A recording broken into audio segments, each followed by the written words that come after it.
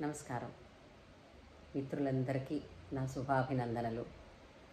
పిల్లలందరికీ నా ఆశీర్వచనాలు. ఈరోజు మళ్ళీ మీ ముందుకి ఒక మంచి కథతో వచ్చేసాను. ఇంతవరకు నా ఛానల్ సబ్స్క్రైబ్ చేసుకుని వారు సబ్స్క్రైబ్ చేసుకుని మీకు నచ్చితే లైక్ చేసి షేర్ చేస్తారని, మీ అమూల్యమైన అభిప్రాయాలని కింద కామెంట్ సెక్షన్లో తెలియజేసి మరిన్ని మంచి కథలు, మరిన్ని మంచి విషయాలు మనం ముచ్చటించుకునేటట్టు నాకు అవకాశం కల్పిస్తారని నేను ఆశిస్తున్నాను. సరే, మనం ఈరోజు వీడియోలోకి వెళ్ళిపోదామా? ఈరోజు కూడా నేను ఒక మంచి కథ చెప్పడానికి వచ్చాను. ఆ కథ పేరు పరిణతి.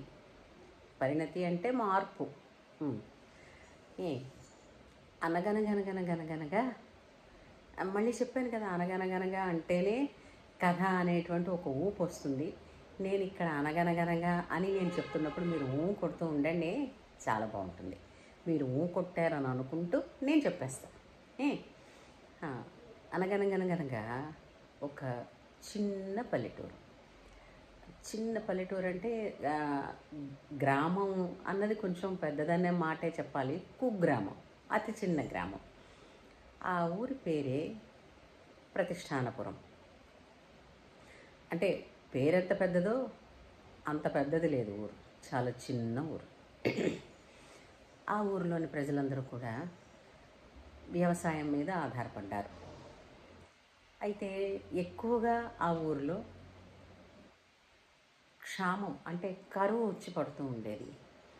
అలాగే పిల్లలకంటూ ఒక పాఠశాల ఉండేది కాదు. అంచేత వెనకబడిన గ్రామం అనే చెప్పాలి. అలా అయితే ఆ ఊరిలోని ప్రజలందరూ సాయంత్రం పూట రచ్చబండ అని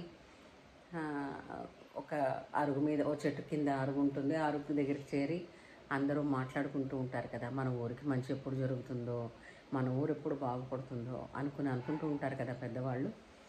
అలాగా పెద్దవాళ్ళు అనుకుంటున్నప్పుడు ఆ ఊరి మనిషి తాలూకు ఒక చిన్న బాలుడు వింటూ ఉంటాడు. ఆ అబ్బాయి వయసు అప్పటికి 7 ఏళ్ల వయసు. ఊరికి మంచి జరగడం అంటే ఏమిటో అని అనుకుంటూ ఉంటాడు. ఇలా ఉండగా ఒక రోజున ఆ ఊరికి ఒక గొప్ప సాధు వస్తాడు. అంటే అతను మహా త్రికాలజ్ఞాని. ఆయన భూత భవిష్యత్ వర్తమానాలు చెప్తాడు. ఆయన ఏం చెప్తే అది అవుతుంది. అందుచేత వెళ్ళి అతన్ని దర్శనం చేసుకుందామని ఊళ్ళో అందరూ కూడా అతని దగ్గరికి వచ్చి దర్శనం చేసుకుంటారు. ఊరి పొలిమేర, అంటే ఊరికి ముందర ఉండే స్థలాన్ని పొలిమేర అంటారు. ఆ పొలిమేరలో ఆయన ఒక చెట్టు కింద కూర్చున్నాడు, ఓ రాయి మీద.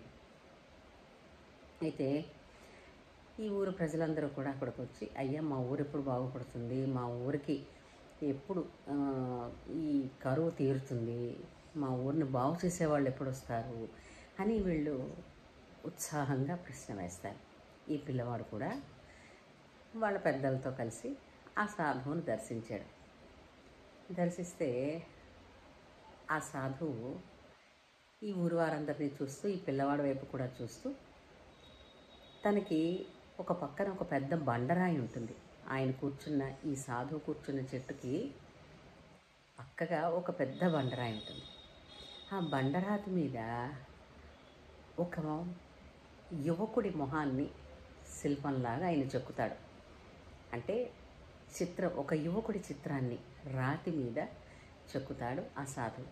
చెక్కి ఈ వ్యక్తి ఎప్పుడైతే ఈ ఊళ్ళోకి వస్తాడో అప్పుడు ఈ ఊరు బాగుపడుతుంది, అతను ఈ ఊరికి చాలా మేలు చేస్తాడు అని చెప్పేసి ఆ సాధువు ఆ ఊరు నుంచి వెళ్ళిపోతాడు. అంతే కదా, సాధువులు ఏదో 1-2 రోజులు ఒక్కొక్క ఊర్లోనూ ఒక్కొక్క గ్రామంలోనూ బస చేస్తూ వెళ్ళిపోతారు కదా, నిరంతర సంచారులు వాళ్ళు. అప్పటి నుంచి పిల్లవాడు అనుకునేవాడు, అది ఊరు పొలిమేర కదా, ఆ చెట్టు పక్కన బండరాయి. ప్రతిరోజు తన పనులు ఏమిటున్నాయో అమ్మకి సాయం చేయడం, నాన్నకి పొలం పనుల్లో సాయం చేయడం చేసేసుకుని పిల్లలతో కాసేపు ఆడుకున్న తర్వాత సాయంత్రం ప్రతిరోజు వచ్చి 1 గంట ఈ బండ పక్కన నిల్చునేవాడు. ఆ బండలో ఉన్న ఆ యువకుడి మొహాన్ని చూస్తూ నిల్చుండేవాడు. నిల్చుని ఊళ్ళోకి వచ్చే వాళ్ళని వెళ్ళే వాళ్ళని చూసుకుంటూ ఉండేవాడు. సాధువు చెప్పిన వ్యక్తి ఇతను కానీ అవుతాడా అని ఆ చిత్రంలో ఆ రాతి మీద ఉన్న శిల్పంలో ఉన్న యువకుడి మొహం చూడడం, ఆ ఊళ్ళోకి వచ్చేవాళ్ళ మొహం చూడడం, ఊళ్ళో నుంచి వెళ్ళేవాళ్ళ మొహం చూడడం, ఇది ఆయనకి ప్రతిరోజు దైనందిన చర్య అయిపోయింది. ప్రతిరోజు ఇలాగే చేసేవాడు. కానీ ఏ రోజు కూడా ఈ రాతిలో ఆ సాధువు గీసిన చిత్రంతో పోలిక ఉన్న వ్యక్తి ఎవ్వరూ రాలేదు. కొన్నాళ్ళకి ఈ పిల్లవాడు యువకుడయ్యాడు.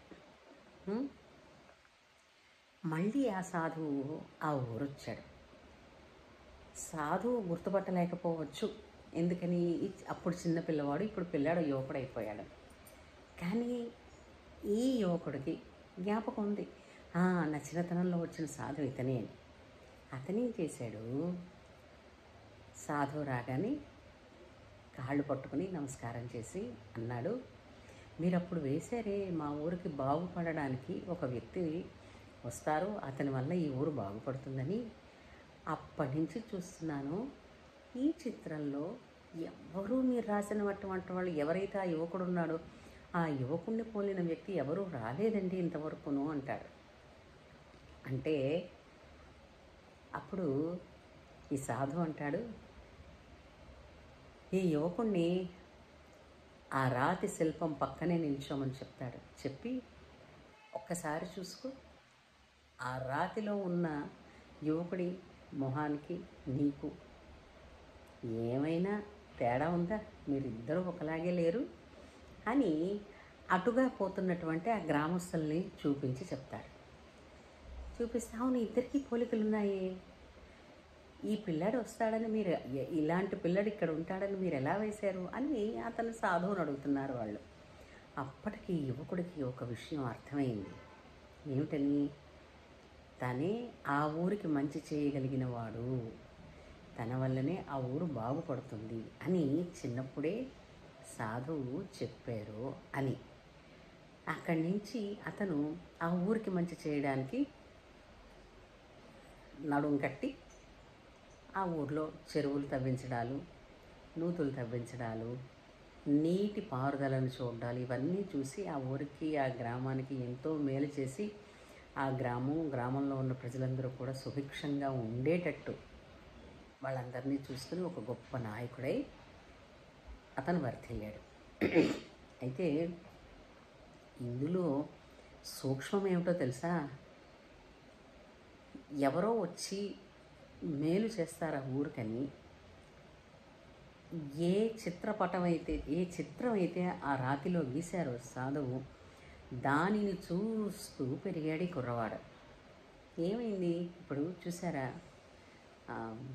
కీటకం, ఇప్పుడు కందిరీగలు తేనెటీగలు పిల్లల్ని పెట్టవు కదా, ఆ కీటకం ఎక్కడ ఉన్నదాన్ని తీసుకొచ్చి, అంటే భ్రమర కీటక న్యాయం అంటూ ఉంటారు చూసారా, అది తీసుకొచ్చి దాని గూటి ముందు ఇది రెక్కలల్లారుస్తూ జుమ్మని శబ్దం చేస్తుంది.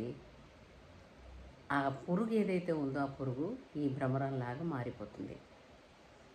అలాగా ఈ పిల్లవాడు ఆ రాతిలో ఉన్న చిత్రాన్ని చూస్తూ ఇతను వస్తే ఊరికి మేలు జరుగుతుంది అని భావిస్తూ, మేలు చెయ్యాలంటే ఏమిటేమిటి అవుతాయో అన్నవి కూడా భావిస్తూ పెరిగి తానే ఆ రాతిలో గల చిత్రం లాగా తయారై ఊరికి మేలు చేశాడు. అంటే ఆ ఊరిలో ఉన్న కుర్రవాడే ఆ ఊరికి ఉపయోగపడేటట్టు చేశారు ఆ సాధువు. కథ బాగుంది కదండి. కథ కంచికి, మరి మనం ఇంటికి.